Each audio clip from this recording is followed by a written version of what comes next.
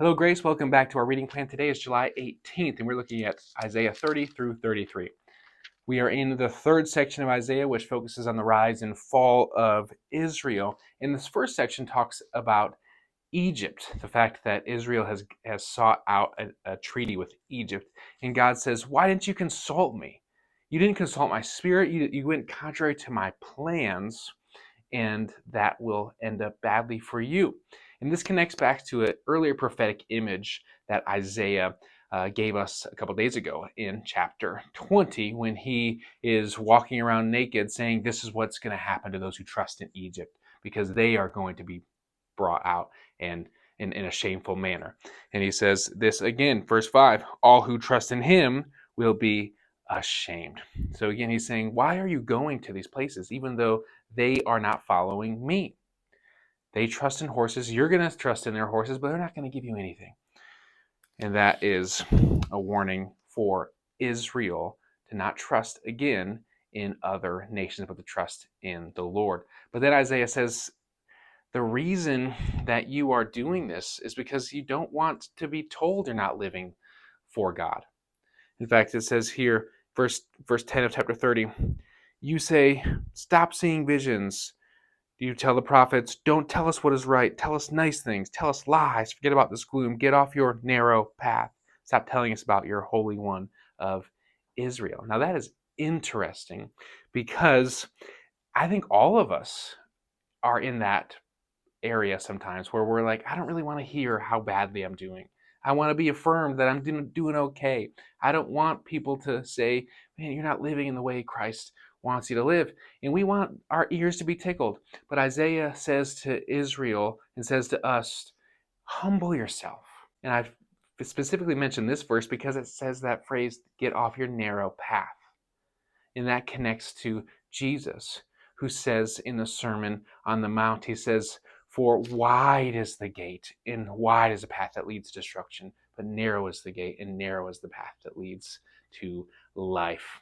And so he's connecting to Isaiah. Those who don't want to follow God, it's a narrow path. If you want to live in the character of God, it's a narrow path, but it's a path that leads to freedom rather than destruction. And then verse 30, he says, how do you get back? Because the Lord is waiting. Chapter 30, verse 18, the Lord must wait for you to come to him.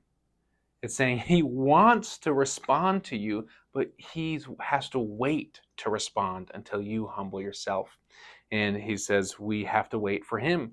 We can't expect him to jump up if we're not willing to wait for him. He's waiting for us to wait for him so that he can do what he wants to do in our lives.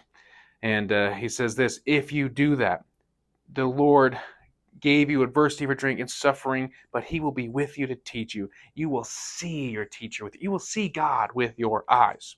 Your own ears will hear him, and right behind you, a voice will say, this is the way you should go, whether to the left or the right.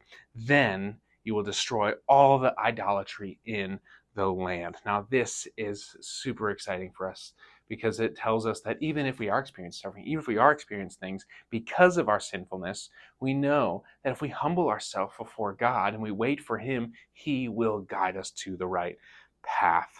Now, I also want to bring up something else in this chapter 30. It says again, he will sift out the proud nations for destruction. This continuous theme of pride, of being proud in yourselves, in your country, in your money, whatever it is, that pride is going to be what leads people to destruction. And he will, verse 30, he will display his strength and his mighty arm. Now, chapter 31 again deals with the treaty that they made with Egypt. He says, for the Egyptians are mere humans, not God. Their horses are puny flesh. Sure, you get horses, but they're not mighty like me. They're not mighty like my angels. And I love this part here.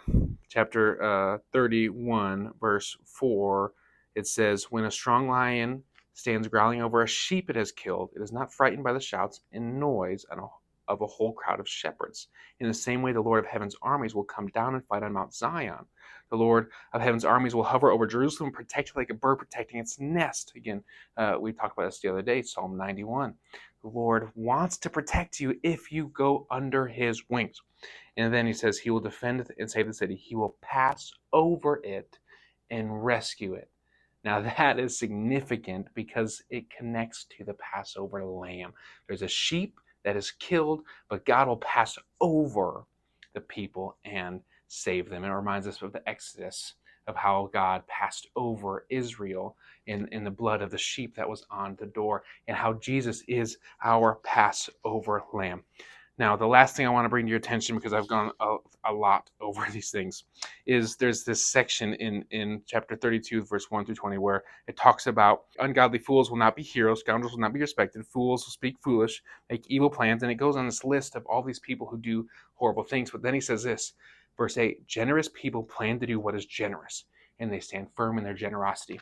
So he's making a distinction between those who are wicked, those who are godless, those who are liars and deceitful. They are different than those who are generous. That is a very interesting thing. A generous heart shows that we are God's, that we want to give like God gives to us, that we want to help those who need help. We want to be part of lifting up the poor, lifting up the oppressed. We want to be a part of God's work. And generosity shows that about the person who wants to follow God.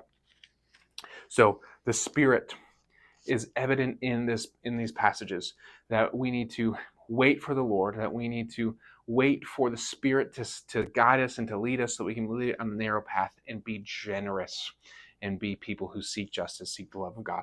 So I hope that you enjoyed this reading. There's a lot here, and it has to do with both Israel is not living this way, and because they're not living this way, they will be brought into exile. But we see through Jesus that we also need to live in the character of God so that we can live for his kingdom and not the kingdom of the world. And so let us take heed of Isaiah's warning to Israel and live like God's children. Hope you enjoy the reading. God bless you.